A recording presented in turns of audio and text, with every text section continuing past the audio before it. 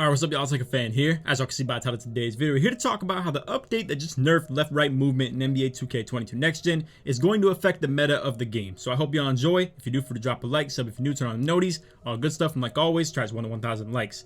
Now, as you can see, we have 3 different builds listed right here. We have a 6'5" that I believe is going to be super elite in this game now. We have a 6-footer as well that I believe actually sees a nice little uptick in its usefulness as well. And then we have the 5'9", pretty standard guard build right here that I think is still going to be absolute meta if you know what you're doing on the sticks and this is your playstyle in the first place. If you're already trying to do a lot of pick and roll, I still think this guard is by far going to be the best one in the game for you. But for the people out there who really enjoy playing in the two-way aspect and more so in the casual aspect as well, where you're not playing super comp stagey, you're kind of playing with a really well-rounded 3 when you're playing 3v3, or on 2v2 you're playing double ISO and letting both people handle the ball, all that stuff. If you're playing kind of team ball, I do believe the 6'5" right here is going to be super elite. I think it's going to be the best guard build that you can make in the game. So anyway, we're going to get straight into this video. I hope you all enjoy. And if you do, like I said, feel free to drop a like, sub if you're new, turn on the noties, all that good stuff. So to start things off, we have the 6'5", 179 in the weight, 6'8" wingspan. That's going to unlock our 93 pointer. We still have 65 driving dunk for quick drops off 1. If anybody's new to the channel or new to that concept, I'm not going to lie to you guys. There are 2 levels of driving dunk on these point guard builds that you want to achieve if you actually want to be able to consistently dunk the ball. 65 is going to be pretty good. I would say it's like really what you want. 75 is what I would deem elite for not going for contact dunks, as in 75 is pretty much all you need for getting open dunks and doing it as quickly as possible. With the silver limits take off, quick drops off 1, that's literally all you need is 75. Now, in this version, I wanted to revise it a little bit and end up with 65 driving dunk. It's what allowed me to have 86 pass accuracy. We needed it desperately, and to still have free throw as well. Now, I'm not going to go over all different types of changes and stuff like that in this video. It makes the video super long to go super in-depth like that. I just want to let you guys know, if you wanted to have more driving dunk, you pretty much just take away from pass accuracy, put it to 70, you have silver bullet passer, and then boom, just like that, you can pretty much get it to right where you need to go. You just got to take away from free throw a little bit, and then there you go. Now, the problem with that is I believe gold bullet passer is completely essential in this game, and it becomes even more essential now too, where defense is going to be super dominant. It's going to be hard to get open, especially on that left-right movement, and you're going to want to be able to dot your corners and dot your teammates and all types of stuff like that, or just get the ball quicker to your poppers as well if you're going to be on something that wants to drive the ball a little bit more. Now, with this build, I just want to mention to you guys too, you're going to be lining up at the point guard spot most likely if you're playing with the squad, or if you're playing with randoms, you're probably still lining up at the point guard spot. But either way, you're going to have elite defense on your team. I promise you, whether you're playing with randoms or you're playing with a squad. If you're playing with a squad, though, you are lining up at the 1. You probably have a lockdown at the 2. One of them glitchy 6'9" is what's brand new to the game. And I got to say, it's crazy paired with this build at the 1 and the 2. But either way, you're playing with like a probably lockdown at the 2, and then you're playing with a big man at the 3. You have elite team defense, and you are going to be running crazy fast breaks on this build. 93 speed, 93 pointer, still 65 driving dunk for dunking wide open on the breaks. And then with that, we also still have 88 ball handle, 89 speed with ball.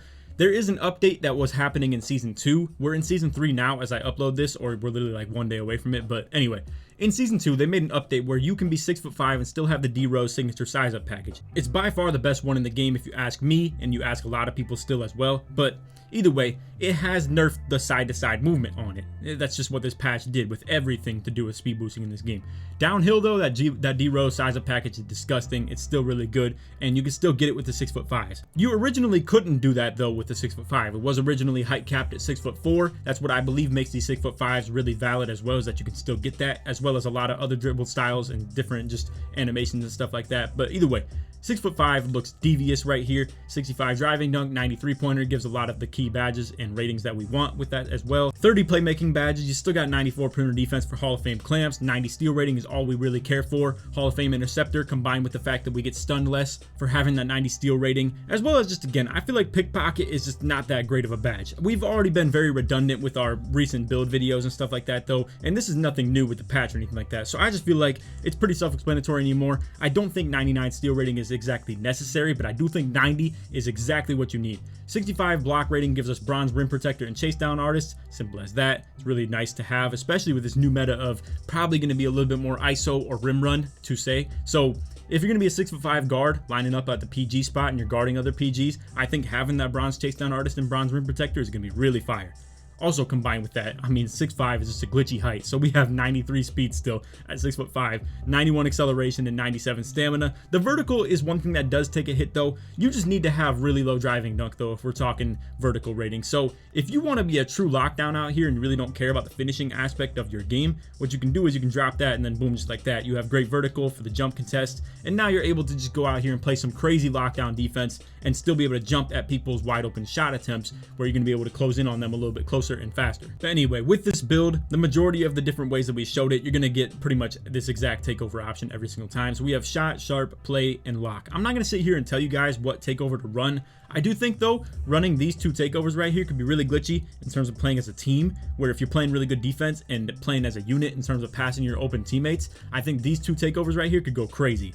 Next up, we have the 6-foot guard, 163 on the weight, and 6'3" wingspan. I'm not going to explain the details of it until we get in here. So to explain to you what's so crazy good about this and what I think is going to be really glitchy, you can see what we did with this is actually max out the pass accuracy to 99 and then 96 mid-range. So the 96 midi gets us that Hall of Fame Hot Zone Hunter, which is going to be really nice to have, as well as just the fact that your mid-range rating being so high, you don't really have to go to the hoop and dunk. You could really just, when people allow you to get past them, you can kind of fade baseline and then boom, just like that, you still get 2 points either way, or quick stop mid when people are stuck behind you, crab them, whatever the case may be. I know it takes a little bit more skilled and it's a little bit hard to get in the hang of things if you don't already know how to do so, but either way, the mid-range game can still be killer. And then on top of that too, this is a nasty twos build for the guard spot. I mean, the list goes on and on. The mid-range is obviously gonna be killer with that, and then with the pass accuracy, this is crazy for dotting your corners and dotting your bigs off the pops and stuff like that too.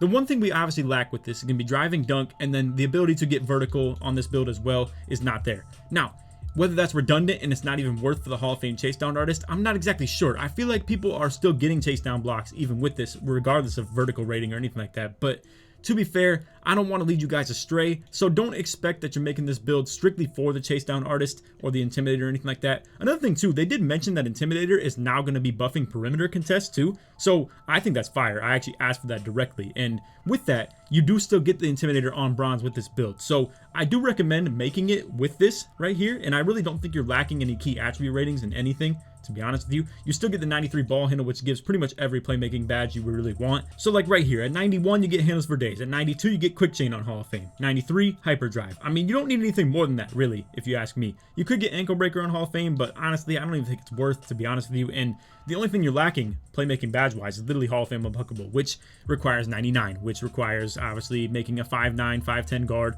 or whatever the case may be, and, you know, getting out here super small and super cheesy. Also, 92 speed with ball gives us Hall of Fame quick first step. If you want to go less than 94, understandable. If you want to go to 92, it is what it is, but I would definitely max out your speed with ball as much as you possibly can. And with this, we still have pretty good defense. 85 perimeter D, 90 steal, again, 57 block rating. The physicals are really good too. 95 speed, 94 excel, 99 stamina. I really don't think you have to make many tweaks to this. I don't think if you're going 6 foot or like 5'9" that you should really care that much about having driving dunk super high, but it's all up to preference for you. If you want to go ahead and drop pass accuracy and put it into driving dunk, we already showed that with the other build, so clearly you can do that with this one as well. And 65, once again, is going to be what you want to target if you don't have 40. Now 40 is going to give you CJ McCollum dunk package. I don't believe we've already talked about that in this video, but honestly, I've been preaching 40, 65, and 75 for literally like weeks now, and almost even a month now to this point. So it gets a little bit redundant for me to sit here and talk about in every video, but I just want to put as many new people onto this as possible. I do apologize to those who have been in the loop with this and already know what I'm talking about, but either way, this looks glitchy. 37, 37, and 20 with only 2 finishing. I do understand it's a new wave. A lot of people are probably clicking on this video and you're like, yo, Blake, what are we doing here, bro? It's a new wave. We're out here running rim run ISO, dog. Listen, I understand that you probably want to roll with the 75 driving dunk or 65 driving dunk, but either way, these small guards are not as bad as people hype them up to be. I just think we're seeing balance now in this game, and you're not just gonna instantly, you know, snap your fingers and then boom, it's just instantly no more left right, no more pick and roll. It's not gonna be like that, I promise you, but it is balanced. I do think ISO and rim run, or the vertical movement, I should say, not so much rim run, but vertical up and down movement with pick and pop is still gonna be pretty good in this. So if you want to go with driving dunk, it's understandable. Anyway, takeover options, pretty standard for every guard build that I'm going to show in this video. It's going to be shot, sharp, play, and lock. Simple as that. Alright, so now to finish things off, we have the small guard build, the small outside, I would say. Now here's the thing, I'm showing this as 65 driving dunk. I think it's going to be very welcoming in this patch and in this season for driving guards combined with a little bit of bigs that can actually shoot the ball. And with that, you definitely want 65 driving dunk on most of your builds. Now here's the problem with this, right? You're making a huge sacrifice with this build to actually put driving dunk on it if you're going to go with one of these small guards. So with this, you can see we have the minimum mid-range that we could possibly put on. You have 99 three-pointer, but this is the minimum mid that we could possibly get.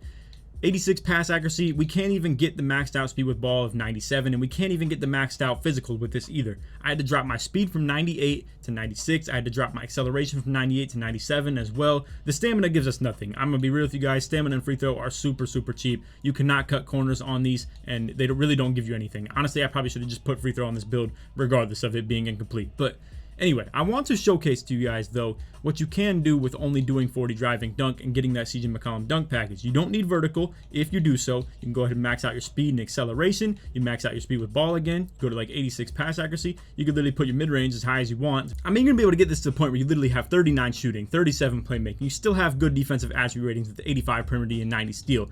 We have maxed out physicals. 98 speed, 98 acceleration, 99 stamina. Speed does still factor into defense too. I do want to mention to you guys, like if you make one of these small guard builds and you think you can just cut around corners and go with like 92 speed, which I did advocate for in the beginning of the year, to be honest with you, because I thought the game was going to play a little bit more like stage, where guard sit corner, corner sit still. But to be fair, I mean, this is next gen. People aren't really just going to be on role players. This is like superstar builds. I mean, you can't expect to be able to just sit in the corner, and that's my bad for even assuming that you would be able to. But honestly, speed does still factor into defense. For you to keep up with people is very key. I mean, you're able to run people off the three-point line. You could play cuts and stuff like that too. It does help to have speed. It's very nice, and then for fast break too, it even adds in even more. So with this, we have the 40 driving dunk. Again, we will just talk about this time and time again. CJ McCollum dunk package. It allows you to dunk the ball, but you have to do it from very close. You can't do it from very far away from the hoop. You have to hold X button from pretty relatively close to the hoop. This just ensures that you aren't missing wide open layups or semi-contested layups. You're going to be able to just make dunks. It's simple as that. But they're not very reliable, and it's also going to have to be done from pretty close to the hoop. I'm just going to put it like that. Now, what the whole title of this video is based on is how this patch is going to affect the meta of the game. I will say, I think builds like this are still going to be very good, but the two that we showed in this video as well, I'm still advocating for them really heavily. If you're someone out there that's playing team ball, you don't want to just come out here with a point guard, lock, and center. You would rather come out here with like pretty much two halfway guards, where maybe you have two 6'5s and you want to be able to both play defense and both handle the ball. That's going to be very good in this game, if you ask me now, as well as the fact that if you play the shooting big, then boom, just like that, you're running two different dudes who don't exactly have to have the 97 speed with ball or 97 acceleration or Hall of Fame, like all types of crazy different badges on the playmaking, or 99 three-pointer. You're not putting all your power into one guard, you're putting it into two and spreading it out a little bit so that you have good team defense. And you're going to live off fast breaks. You can just take open threes in the transition as well. You both have pretty solid driving dunk. The list goes on and on.